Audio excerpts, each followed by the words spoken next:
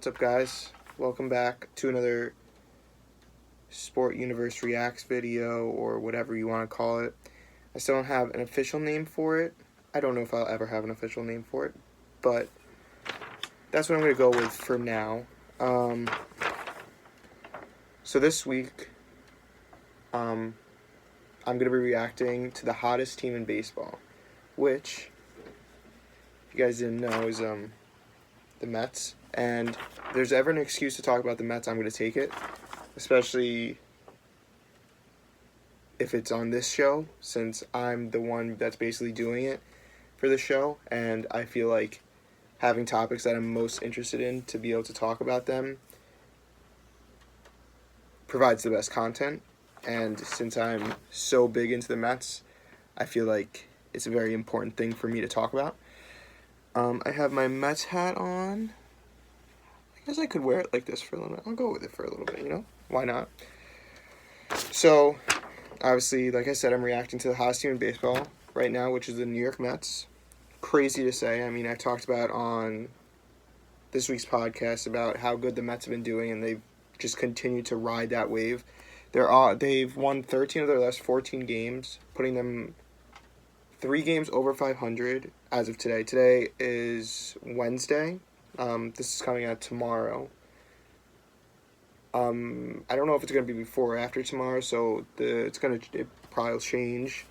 But that's the sitch right now for the Mets. And 13 of the last 14, I saw the stat that they haven't been this hot since 1990. Like, they haven't had a stretch of games like this since 1990. And to think that the 2019 New York Mets are doing what they're doing right now, unfathomable. Unfathomable. There we go. That's how you say that word. But it's crazy to think that a team that was, I think, right before the All-Star break, like 10 games under 500, is now 3 games over 500. It probably was 11, whatever. 3 games under 5, now 3 games over 500. It's insane, and the ground that they've made up during that time, I mean, I keep on insane, amazing, remarkable, amazing Mets. I don't know. There's not a lot of adjectives that I have in my vocabulary to use for baseball, but it's so exciting when a team of mine, and I know all sports fans feel the same way, when a team of mine that I put so much time and effort into following is actually doing good and has put themselves in a place to make the playoffs again, is such a cool feeling. And to know that I'm not going to try and avoid the Mets for the rest of the season, hopefully unless something terrible goes wrong, it's so nice to be able to say in the future I'm going to be watching Mets games. Obviously, I've watched Mets games here and there before this, but this season, I talked about it on many of the podcasts, has been the one season where I've avoided watching the Mets as much as possible. I mean, I talked about we had tickets to a Mets game, and we just decided not to go because we just didn't want to see the Mets play. They were just doing so bad at that point that there was no reason for us to want to watch them. But now, I'm willing to watch. That might sound like being a bandwagon, but trust me, I'm not a bandwagon fan. Or, I don't know what other words you want to use to describe me. Just at some points, it just gets so tiring to watch a team do horrible things. But right now, they're doing really good. Before I started this, I wanted to... I'm looking at the wrong part of the camera. There. Before I started this, I wanted to come have some stats about what they've been doing over this period of time, and they're top 5, top 6 players during that time. So some of the crazier stats that I saw, currently, since the All-Star break, the Mets are holding their opponents to a .22 batting average, which is extremely low, and a big part of this stretch that they've been on is their pitching staff, which I've harped about it for a long time, that they've done this so wrong about how they rebuilt before building around their pitching staff, and how it's so easy to get injured. Everyone's fickle on a pitching staff. They could have good seasons, bad seasons, but right now is the perfect illustration of why they built their team around the pitching staff. I mean, they're being so elite right now. I don't know if that's actual way to use words, like grammar.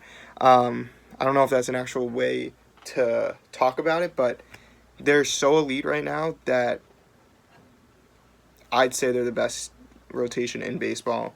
They have a 2.7. It's not only well, let me just continue. They have a 2.79 ERA, and that's over the whole pitching staff, which a majority of that comes from the rotation because of how good they've been. They've been pitching far into games and things like that, but there's been some pretty good performances out of the actual bullpen for the Mets. Obviously, Edwin Diaz and Jerry Familia have been, not good recently and for most of the season, which sucks about Edwin Diaz. But Seth Lugo, who's one of the big stars since the All-Star break and basically this whole season, is holding in July. He was the NL what's it called? Bullpen pitcher of the month.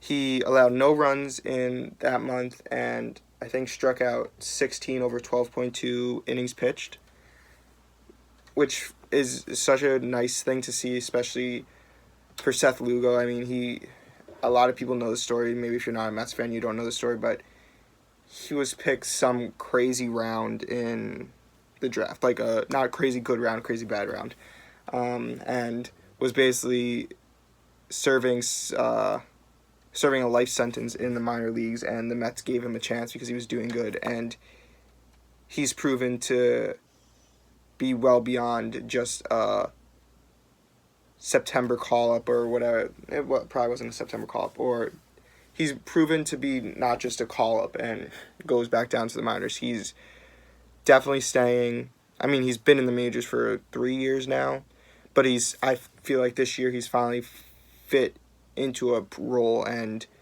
we know what that role is. Last year he was good, but this year I think he's been even better and is just showing that last year wasn't a fluke in the bullpen. He's a bullpen pitcher and a really elite bullpen pitcher. Some other crazy stats. Crazy is a strong word, but interesting stats. Zach Wheeler, who's one of the other big stars since the All-Star break, has the best ERA since the All-Star game, with 1.33, and the slugging percentages against him is .286, a very low slugging percentage, which is very impressive for Zach Wheeler. And of course, the ERA is very respectable. Respectable is like not even the right word for that. I don't want to say amazing, but is remarkable. I don't know. Comment below some new adjectives for me to use because I don't know anymore. Which is great. And going back to the pitching, the Mets have shut out opponents in this stretch 4 times. And these shutouts that they've been pitching, I mean, Noah Syndergaard had one the other day. Jacob deGrom, I think, had one. They're not just pitching 5 innings. They're pitching 6, 7 innings. Zach Wheeler the other day pitched through the 8th inning, and I was really hoping he could pitch the 9th inning, but he was already at 100 pitches, and they were winning 5-0, so what was the point of extending him? You don't want to risk injury, obviously. One of the other big things that people have been talking about, and these are Mets haters, the usual media trying to downplay what the Mets are doing, focus on the Yankees, and that the Mets aren't as good as the Yankees, which I don't think they are, but give them a shot, right? I'm sure that's how all Mets fans feel. The teams that they've been playing, they combined for a .428 win percentage. Now, with that said, I'm not sure if it must be the average. The average of all their teams that they've been beating down on is .428, and these are teams that are not in the playoffs. Obviously, they're under 500, and that's what a lot of people have been talking about, that are the Mets actually for real if these are the teams they're beating down on? And it'll be interesting to see. I think that that's not a fair statement to say that the Mets aren't really good, because all teams, a majority of the wins that really good teams have are against these bad teams, and that's what you're supposed to do to be a good team. And right now the Mets are just finding their groove. They didn't find their groove the first half, and now they're finding their groove, hopefully. And it's not just a hot streak. I don't think it's just a hot streak. Obviously, this isn't going to keep up for the rest of the season. Hopefully it is, fingers crossed. It's not going to, though. But it's just an amazing run. You got to just be excited while it's happening, because it doesn't happen a lot. And it's just really fun to be able to watch Mets baseball again. So I kind of went on a tangent there. Some of the other big key players during this run have been the other pitchers, Jacob deGrom, Noah Syndergaard. Noah Syndergaard, in his last 2 games, has pitched into the 7th inning. No, pitched through the 7th inning. His past 2 games, he's pitched at least 7 innings and has only allowed 1 run. Really great to see that from Noah Syndergaard, who's been struggling this year. And I wrote an article about why I think the Mets should trade him, and I hope I'm wrong, that he can just ride this out and be really good like everyone thought he was going to be, and definitely has the capabilities to be really good. And his ERA finally went under 4, and it's now at 3.96. So that's great to see, and hopefully he can ride that out to make this year not such a poor year that I talked about it was, and I'm sure a lot of people talked about it was. Sorry, my nose is itching. I'm sorry for saying so many times. I'll get better at it. Jacob deGrom is doing great again. I don't have the specific stats on him. Probably should have, but I just didn't feel like researching it, which is bad, and you should always do your research. But, everyone knows Jacob deGrom's doing really good. He started this year off shaky, and now he's back to what he was last year, and I saw a lot of Twitter posts about that.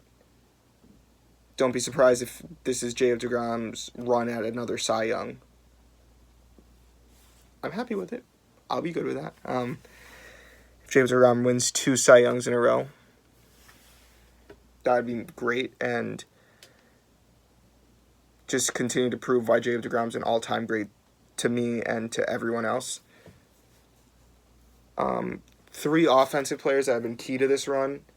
Actually, 4. Michael Conforto, Ahmed Rosario, J.D. Davis, and Pete Alonso. Pete Alonso was slumping, but he's now homered in 3 straight games. Really key home runs his first home run in this 3-game stretch was really key. It was against the Marlins when they were down. So in this, I want to say 7th inning, they were down 4-2. J.D. Davis hit a home run, who's one of the players I'm going to talk about. Then Michael Conforto hit a home run, who I already mentioned. And then Pete Alonso hit a home run, making it 5-4. And this Citi Field went crazy. Unfortunately, I wasn't watching it live, as I was very tired, because I just had a long day working as a camp counselor. If you want to know a little bit more about my life, I work as a camp counselor, and it's very tiring. Pete Alonso, they've been doing this stretch so far without Pete Alonso, and if he starts getting hot, it's going to be so great, and they could take this and run with it. Another player was J.D. Davis, who I don't have the stats over this specific run. Kind of out of frame. There we go. Over the specific run, but his stats for this year have been crazy good. Sorry, I don't have good adjectives. I'll get better. He has a 305 batting average, 12 home runs, 35 RBIs, and it's not like a 305 batting average and he's only batted like 20 times or whatever that math could be. Like, you always see these really good averages from these players you've never heard of, and it's just because like they played like 5 games, like 20 games, nothing crazy. But J.D. Davis has played a legitimate amount of games that makes this season such a possibly turning point in his career, and has proven really well as an acquisition for the Mets, and might be their best acquisition that they've made this year. And he's another piece that could be a part of this young core. I talked about how Jeff McNeil's even older than him, so if J.D. Davis can be another piece to this core, amazing. Another key player has been Ahmed Rosario, who's been on fire on both ends, defense and offense. I don't have defensive stats on him because I don't understand how defensive stats work. I should try and figure that out, but I don't really want to, so bear with me. But his defense has been really good. He's batting .385 in his 26 at-bats this month. And he's been doing really well. That .385 might be a little different because the stats might have been a couple days ago, and games happen. And according to where I got the stat, he has 10 hits over those 26 at bats. So 10, 26, 385. That's math. I don't know. That was just me babbling. I forgot what I was gonna say, but we'll roll with it. Like I said, you gotta roll with everything. And I think that about ends it for me reacting to the hottest team in baseball. Like I always say, Sport Universe, where sports are our universe. And in this case, the Mets are my universe. For those that don't know, before the Sport Universe started, I got this idea because I created an account called the Met Universe. Obviously Mets, so the focus of it was the Mets team. And I had some success with that account, and then I realized that I wanted to make this bigger, so I grew it out to the Sport Universe. But it's always nice to go back to your home ground, or whatever you want to call it. And it's really fun to talk about the Mets when they're doing good, unlike how most of this year has been going. So how I'll end this is, thanks for watching, listening, if you're listening for some reason, even though there's a video, and that's why I'm making them. Keep watching our stuff on YouTube. We're trying to get content out every day. I'm thinking not Saturday, but maybe I'll do another React video on Saturday. These are kind of fun for me to make. So keep watching our stuff. Keep subscribing. We made 50 subscribers today. Woo, woo, woo, woo. Hopefully by the time I upload this, we'll be at 100. No, we're not going to be there, but maybe we'll get a few more subscribers. I just posted an Ed Reed video. Watch that.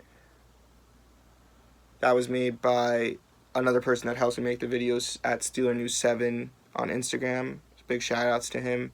He really helps make these videos and keep me on the schedule of Monday, Wednesday, Friday, and it's really helpful. Keep reading the stuff on our website. I am trying to start next week, Tuesday, Thursday, Saturday, getting out articles, because right now I haven't been getting out articles, which is not good, but I've been having fun making these YouTube videos, so I'm going to try my hardest. And it would be really helpful if we found some writers in our community who wanted to write for us and help out this thing that I'm trying to grow and make into a big thing. So if you want to write for us or edit videos for us, contact TheSportUniverse2019@gmail.com. Go follow the.sport.universe on Instagram. Subscribe to The Sport Universe on YouTube. And thanks for watching.